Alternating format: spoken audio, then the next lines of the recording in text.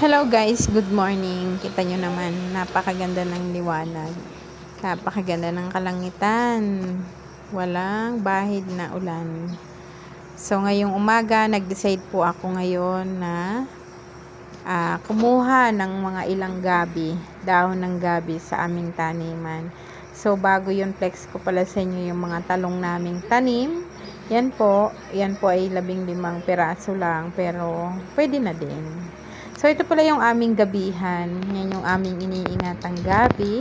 Kita nyo po kung gaano nakalalaki, kung gaano nakahahaba at katataas. At kung gaano na rin napakatataas po niyan. O, kita nyo po. Ang lalaki na po ng katawan niyan at ang mataas po yan sa akin. So, yan po ay aming pinalago ng mga ilang buwan. Kasi yan po ay may nakahanda. Ika nga naka-reserve na para sa isang okasyon. Yan po ay aking patutuyuin at pagkatapos pong ibilad, kita nyo po, namumulaklak na siya. Ang ganda po pala ng bulaklak ng gabi. First time ko lang po nakakita. So, yun guys, kukuha na po ako. Maraming salamat.